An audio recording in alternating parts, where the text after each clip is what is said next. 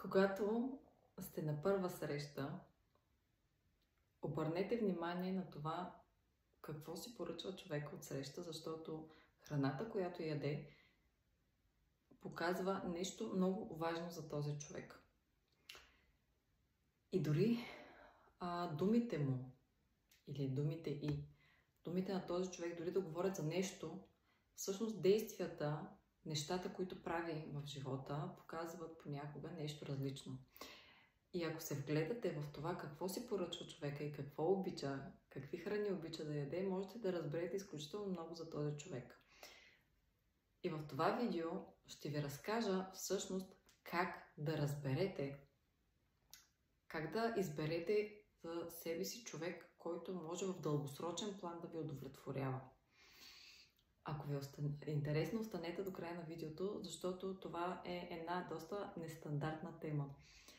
Бонус ще бъде в края, ще ви обясня и как всъщност можете да използвате това, да наблюдавате себе си и своите любими храни, за да подобрите вашия живот.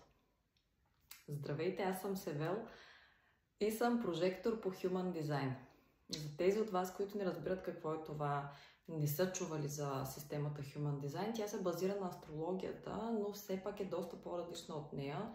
Дава един доста по-различен поглед върху нещата.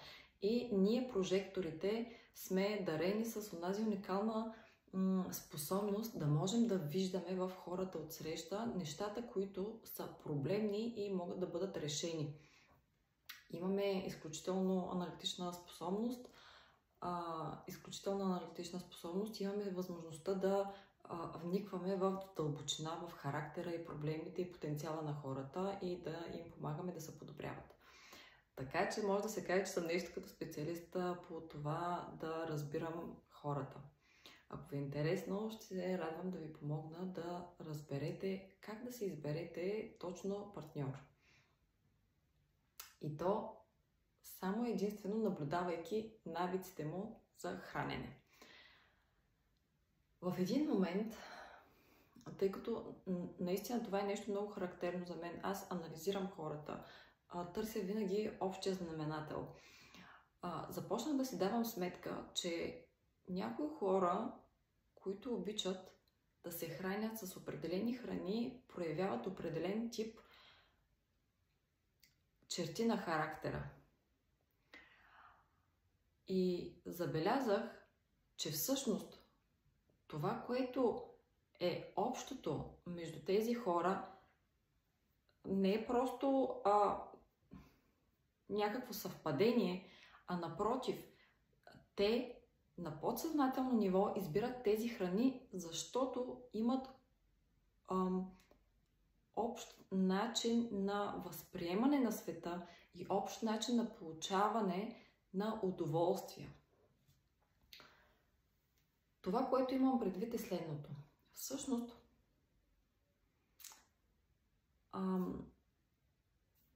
това, от което се храним, това, от което се храни душата и това, от което се храни тялото, може да бъде сведено до два типа храна. Храна, която ни удовлетворява в краткосрочен план и храна, която ни удовлетворява в дългосрочен план. Храната, която ни удовлетворява в краткосрочен план, е тази, която тук и сега си мислим, че имаме нужда от нея, защото тя ще ни даде бърза енергия за нещо, в момента да свършим нещо. И тук изобщо няма никакво значение дали говорим за това дали е физическа храна или духовна храна, или емоционална храна. Другият тип храна е тази, която в дългосрочен план ще ни подхрани. Тя не винаги може да е много вкусна, но в дългосрочен план ще е по-полезна за нас. Същото се отнася както за реалната истинска храна, която се храним за тялото ни, и храната, която даваме на душата и на емоциите си. Всъщност, хората, които са фокусирани в това в дългосрочен план, да се чувстват добре, духом и тялом и емоционално, избират да се хранят по един по-здравословен начин. Те не винаги биха заложили на това да се хранят с много пикантна храна, много овкусена храна с сосове или с подправки. Не винаги биха избрали да се хранят с най-вкусната храна, защото, да речем, един бургер или една пица може да са много вкусни храни, но в дългосрочен план човек, който осъзнава, че иска да има удовлетворение от живота, трябва да се погрижи за тялото си. И за да може да се погрижи за тялото си, трябва да ограничи тези храни, не да не ги яде изобщо. Аз съм много против това да лансирам идеите, че всъщност трябва да спрем всичко негативно и всичко лошо и всичко вредно и всичко, което ни дава краткосрочно удоволствие. Не. Но е хубаво да си даваме сметка всъщност, правейки някои неща, какви са последствията върху нас. И така, когато искаме в дългосрочен план ние да се чувстваме добре, ние залагаме в краткосрочен план на това да правим неща, които ще ни помогнат, за да изкараме маратона, а не спринта. И затова хората, които са способни да инвестират в живота си дългосрочно, биха помислили за това какво ядат. Може би ще предпочитат вместо бургер да си хапнат задушено рис с зеленчуци, да речем. Или салата. Нещо, което може би не е най-силно, нещо, което може би няма най-силно изразения вкус, но носи по-голяма полезност. По същия начин тези хора, които търсят в дългосрочен план да се чувстват добре, биха заложили на неща, които и в другите аспекти на живота им ще им помогнат да имат едно по-удовлетворяващо преживяване. Биха инвестирали в това да имат повече пари в бъдещето си. Биха си пазили вещите, биха си пазили взаимоотношенията, защото знаят, че тези взаимоотношения в дългосрочен план ще им донесат много позитиви. Тези хора осъзнават, че не винаги това, което тук и сега се очаква от тях, е най-доброто, като получаване на късо удоволствие, така да се каже, но в дългосрочен план то ще им носи много повече позитиви, ако инвестират тук и сега. Също така, хората, които залагат на добруването си в дългосрочен план, го правят осъзнато и дисциплинирано. Това са хора, които можете да очаквате, че ако са в живота ви, ще инвестират и в взаимоотношенията си с вас. Но осъзнато. Не винаги биха го правили за сметка на себе си, да. Понякога могат да ви отказват. Понякога могат да изберат себе си пред вас, но ще знаете, че тези хора, когато изберат вас, наистина го правят със сърце. Затова, следващия път, като отидете на среща, се огледайте всъщност какви избори правят на масата. Колко вода пият, как се отнасят към десертите, как се отнасят към храната. И дори да ви говорят, че всъщност са много осъзнати, много, може би, стратегически планиращи хора и много ценящи себе си и мислещи за бъдещето, обърнете внимание какво реално правят. Дори не е необходимо да ги наблюдавате с кръга им от близки приятели. Достатъчно е да видите към себе си как се отнасят. Защото истината е, че първата връзка, която ние имаме, е между душата и тялото ни. И ако успяваме да поддържаме тази връзка по достатъчно адекватен начин, ние бихме могли да поддържаме всяка друга връзка. И ето тук идва бонуса за вас. Преди да започнете да съдите кой как се отнася към тялото си, е хубаво пък и вие малко да обърнете внимание, вие какво правите, какви храни вие избирате. Дали избирате най-доброто за днес или за следващите час или по, не знам, 15 минути, или избирате да се храните по начин, който ще ви помогне 30 години напред да се чувствате добре.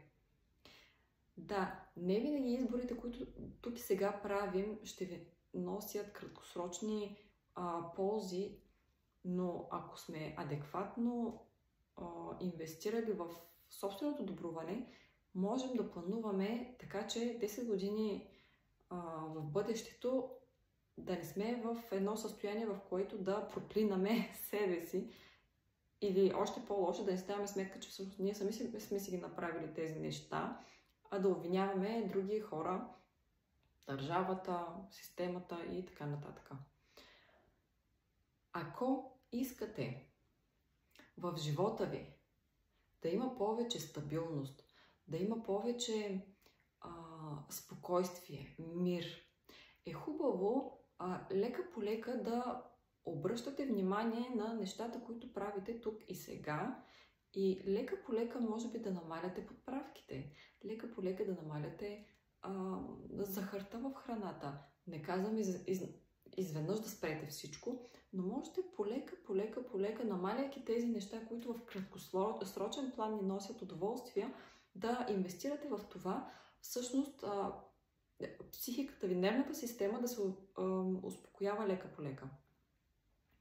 Истината е, че и тялото и ума са свързани. Така че ако не можете да работите с това, не знаете как да работите с това, да успокоявате нервната си система, можете да работите с това да намаляте лека по лека много силните храни.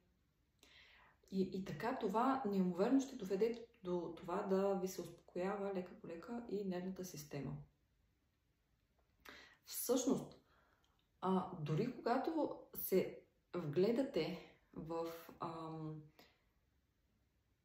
хормоните, които се отделят, когато ядем храни, които са с много силно изразен вкус, с много подправки, с много сосове, с много люто, с много сол, с много захар, тези храни предизвикват отделянето на допамин в мозъка. Този допамин често ни кара да правим отново и отново тези неща, които по принцип знаем, че са вредни, но тъй като им носи усещане за удоволствие, краткосрочно, ние искаме още веднъж да го направим, и така всъщност влизаме в една омагьосана въртележка.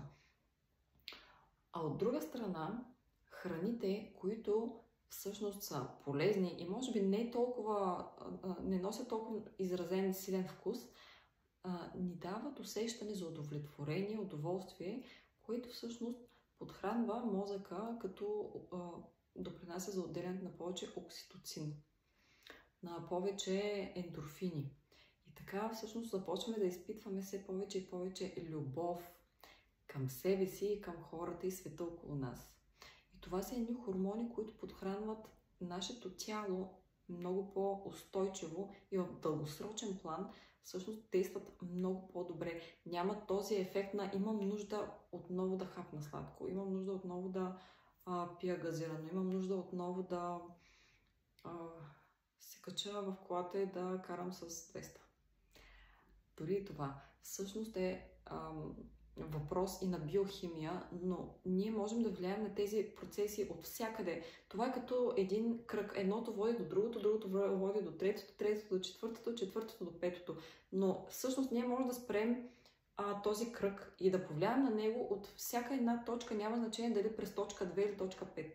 Но ако в точка 1 ни е трудно, в точка 2 пак имаме избори, в точка 3 пак имаме избори. Въпросът е да изберем какво искаме ние да подхванем като тема и оттам да обърнем цялата тенденция. Благодаря ви за вниманието. Това е всичко, което искам да кажа за храната и типа хора и характера на хората.